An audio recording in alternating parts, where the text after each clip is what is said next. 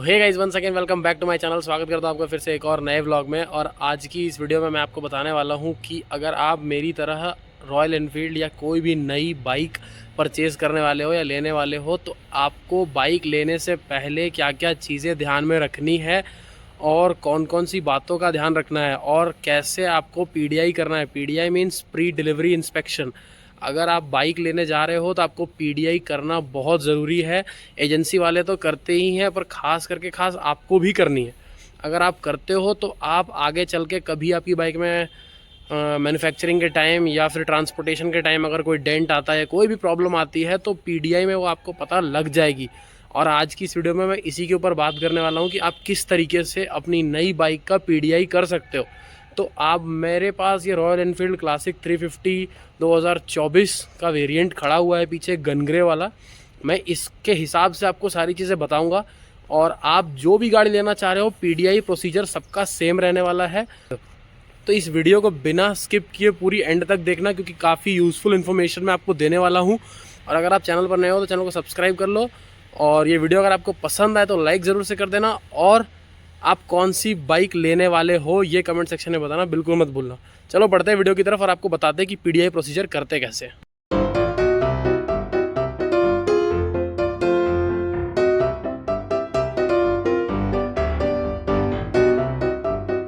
तो भाई सबसे पहले पीडीआई प्रोसीजर में आपको बाइक का पूरा एक ओवरऑल एक राउंड लेना चाहिए कि आपको किस तरीके की बाइक वो दे रहे हैं। और उस पर आपको आइडेंटिफाई करना चाहिए कि कोई डेंट या कोई स्क्रैच या किसी टाइप का धब्बा या कोई भी मार्क या कुछ भी अजीब सा स्पॉट आपको ना मिले। तो आपको एक बार पूरी अच्छे तरीके से पेंट को देखना है, क्योंकि पेंट का हम एक अच्छा खासा अमाउंट दे रहे होते हैं। तो हमें पेंट को बहुत ही बढ़िया तरीके से देखना है कि पूरी गाड़ी पर कहीं भी डेंट, स्क्रैच, पेंट स्पॉट कुछ नहीं होना चाहिए। और अगर आपको होता है तो आप सीधा सीधी बाइक बदलवाओ और डीलर को कहो कि वो आपको दूसरी बाइक दे। पेंट के बाद नेक्स्ट स्टेप आ जाता है गाड़ी के सारे इलेक्ट्रिकल्स मीन्स स्विचेस। ये सारे जितने भी स्विच दिए हुए हैं, टर्निंग इंडिकेटर्स, हॉर्न, आपका ये आपका हाई बीम, लो बीम और ये सेल्फ, आपको सारी चीज़ें चेक करनी है। जैसे कि आप सबसे पहले उनसे बोलिए की लगाएं और की को ऑन करके देखिए सारी चीज़ें आपको दिख रही हैं, सारी चीज़ें अप टू डेट है या फिर नहीं। देख सकते हो मेरे केस में यहाँ पे न्यूट्रल का ये सब जो भी है बिल्कुल डिस्प्ले विस्प्ले सब आपको चेक करना है कि सारे हमारे वर्किंग कंडीशन में है या नहीं। जैसे सपोज मान लीजिए मैं इंडिकेटर को ऑन करके देखता हूँ तो मुझे ये चेकआउट करना होगा कि ये इंडिकेटर्स अच्छे से जल रहे हैं, यहाँ पर ऊपर में डिस्प्ले में शो कर रहे हैं कि नहीं कर रहे हैं। देख सकते हो आप। अगर मैं चेंज करूँ तो देखो आप, इस साइड का इंडिकेटर्स आपको पूरी तरीके से चेक करना है कि ये भी अच्छे खासे तरीके से जले। सभी तरीके की चीज़ें आपको चेक करनी है, जैसे कि आपको सेल्फ से ऑन कर कर भी देखना है। देख सकते हो आप, इंजन की आवाज़ आ रही है पंप की, और इसको आप ऑन करके देखेंगे। फिर इसके लो बीम, हाई बीम को भी चेक करेंगे सामने। देख सकते हो आप, सब कुछ अच्छे तरीके से वर्क कर रहा है यहाँ पर। और उसके बाद आप अपना पूरा अच्छे तरीके से, मेरा कहने का मतलब है कि इलेक्ट्रिकल पार्ट्स का बढ़िया तरीके से पूरा इंस्पेक्शन करना होगा आपको। और अच्छे तरीके से चेक कर लें उसी समय कि इलेक्ट्रिकल पार्ट सारे वर्किंग कंडीशन में होने चाहिए। अगर नहीं है या कोई प्रॉब्लम है तो डीलरशिप को बोलिए कि आपको एक अलग पीस दे, अलग बाइक दे, नई वाली दूसरी बाइक दे, ताकि आप एक फ्रेश बाइक ले सकें। तो गाइज़ ये तो हमने बात की पेंट और इलेक्ट्रिकल चीज़ों की, इलेक्ट्रिकल पार्ट्स की। पर एक दो पॉइंट और हैं जो काफ़ी सारे लोग नेगलेक्ट करते हैं और उस पर ध्यान नहीं देते हैं। कि जैसे डीलरशिप में जो गाड़ियां आ रही हैं, जो आपको वो दे रहेंगे होंगे, उसमें वो काफ़ी ज़्यादा किलोमीटर्स चला के दे रहे होते हैं। कभी कभी होता है ऐसा, हमेशा नहीं होता है। मैं हर डीलरशिप को ब्लेम नहीं करना चाहूँगा, कुछ होते हैं जो ऐसा कर रहे होते हैं। जैसे कि मान लीजिए आपने एक गाड़ी ली, उसके अंदर आपको ओडोमीटर में, मतलब जब आपने अभी डिलीवरी ले रहे हो और ओडोमीटर में वो 10 किलोमीटर, 20 किलोमीटर, 50-60 किलोमीटर, 100 किलोमीटर तक चली हुई गाड़ियाँ अगर वो आपको दे रहे हैं तो भाई बिल्कुल भी मत लो। उनको बोलो फ्रेश पीस दे। मतलब एक्सेप्टेबल है कि 10-20 किलोमीटर तक, अगर कहीं दूर, बहुत ही ज़्यादा दूर उनका वेयर हाउस है तो 10-20 किलोमीटर हम मान सकते हैं, एक्सेप्टेबल है। बट अगर 100 किलोमीटर, 50-60 किलोमीटर, तो ये नॉन एक्सेप्टेबल बात है। आप अपने उनको कहिए कि मुझे एक फ़्रेश पीस दें और दूसरी व्हीकल को बदलवा लीजिए। एक बात गाइस, जब आप अपना व्हीकल लेने गए हो, डिलीवरी लेने गए हो, तो आदमी काफ़ी ज़्यादा एक्साइटमेंट में होता है, वो चीज़ों पेपर वर्क्स पर ध्यान नहीं दे रहा होता है। पर जब आप अपना बिलिंग कराओ उससे पहले आप एजेंसी वालों से कोटेशन मांगे।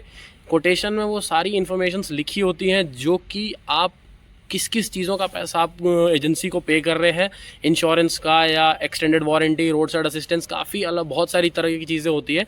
तो कोटेशन के अंदर वो सारी चीज़ें मेंशन्ड होती हैं। अगर आप कोटेशन मांगेंगे तो कोटेशन उनका देना ही पड़ेगा उनको, और कोटेशन में सारी चीज़ें मेंशन्ड होती है, तो वो कोई भी आप एक्स्ट्रा पेमेंट करने से बच सकते हैं। बाइक में आपको एक चीज़ और ध्यान देनी है टायर्स के ऊपर। जैसे टायर्स में आप अगर देखेंगे तो यहाँ पे एक एरो बना होता है, मैं आपको दिखाऊं अगर एरो मुझे दिखता है, ये देखिए ये रहा एरो, देख सकते हैं ये एरो बना हुआ है यहाँ पर, है ना, ये एरो। इसी टाइप का जो एरो, जैसे ये इस डायरेक्शन में है, मींस इस डायरेक्शन में, मतलब टायर इस टाइप में इस आगे की तरफ मूव करेगा, और वैसा ही arrow same to same direction का एरो उस वाली टायर में भी बना होना चाहिए। तब जाके मुझे ये पता चलेगा कि ये जो टायर्स हैं वो कंपनी फिटेड है, ये एजेंसी वालों ने इसके साथ कोई छेड़छाड़ नहीं करी है। नहीं तो कभी कभी क्या होता है कि काफ़ी सारे एजेंसी वाले आपके टायर को निकाल के दूसरा टायर लगा देंगे या कुछ कर देंगे, तो उससे आप बच सकते हैं कि अगर आप इन टायर्स के इस टायर के डायरेक्शन को देखना है आपने कि किस साइड में लगे हुए हैं। गाइस बहुत सारी बात हो चुकी है, और एक और इम्पॉर्टेंट बात जो मैं आपको बताऊंगा गाड़ी के ऑयल्स के बारे में। जैसे कि आप यहाँ देख सकते हो नीचे में एक आपको यहाँ पे ऑयल का एक मतलब दिख रहा होगा, जिसमें कि ऑयल दिख रहा है वहाँ पे, है ना। उसमें एक मैक्सिमम और मिनिमम का साइन बना होता है, आप देख सकते हो 2 कट बने हुए हैं मैक्सिमम और मिनिमम के। उसको आपको ध्यान देना है कि कहीं इस गाड़ी के अंदर इंजन ऑयल की कमी तो नहीं है।